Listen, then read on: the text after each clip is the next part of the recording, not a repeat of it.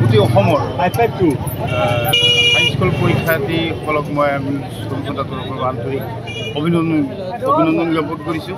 যোৱা বছৰো আমাৰ কচুৱা হাই ছেকেণ্ডেৰী যি ভালকৈ পৰীক্ষা দিছিলে তেখেতক ফাৰ্ষ্ট ডিভিজন উত্তীৰ্ণ হৈছে আৰু এইবাৰো আমি আশা কৰিছোঁ ইয়াত ফলাফল ভাল হ'ব আৰু খুব সুন্দৰকৈ ইয়াত পৰীক্ষা হ'ব, তাত কোনো ধৰণৰ ভেমেজালি নহয়।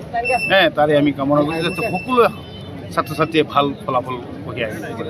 SSLC পৰীক্ষাৰ আজি প্ৰথম দিনা কচুৱা উচ্চতৰ মাধ্যমিক বিদ্যালয় কেন্দ্ৰত এইটো আগৰে পৰাই আমাৰ এটা সুনাম ঐতিহ্যবাহিত এই কচুৱা অঞ্চলৰ এটা সুনাম অৰ্জন কৰা এটা কেন্দ্ৰ। ইয়াত এইবাৰ 554জন ছাত্ৰ ছাত্ৰীয়ে পৰীক্ষাত বহিছে, পঢ়াৰ প্ৰস্তুতি লৈছে। গতিকে এই কেন্দ্ৰত আজি পৰীক্ষা দিবলৈ অহা সকলো ছাত্ৰ ছাত্ৰীক কচুৱা ক্লাষ্টাৰৰ তৰফৰ পৰা আন্তৰিক শুভেচ্ছা জ্ঞাপন কৰিছোঁ।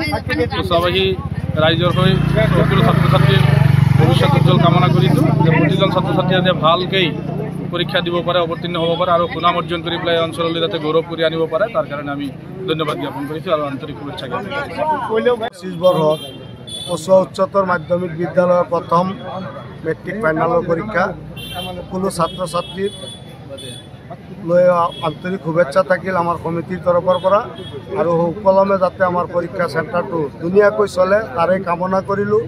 লগতে সাংবাদিক বন্ধুসকলে আহি আমাক সহায় কৰাৰ কাৰণে সাংবাদিকসকলকো আমাৰ তৰফৰ পৰা ধন্যবাদ জ্ঞাপন কৰোঁ।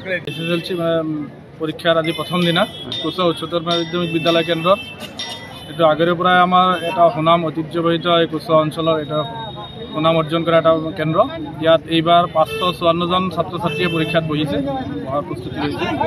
গতিকে এই কেন্দ্ৰত আজি পৰীক্ষা দিবলৈ অহা সকলো ছাত্ৰ ছাত্ৰীক কচুৱা ক্লাষ্টাৰৰ তৰফৰ পৰা আন্তৰিক শুভেচ্ছা জ্ঞাপন কৰিছোঁ।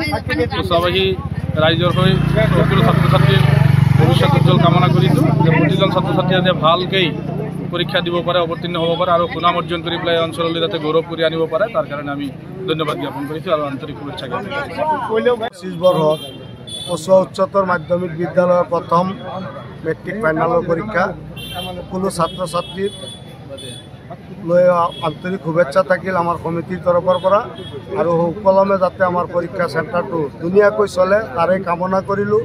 লগতে সাংবাদিক বন্ধুসকলে আহি আমাক সহায় কৰাৰ কাৰণে সাংবাদিকসকলকো আমাৰ তৰফৰ পৰা ধন্যবাদ জ্ঞাপন কৰোঁ।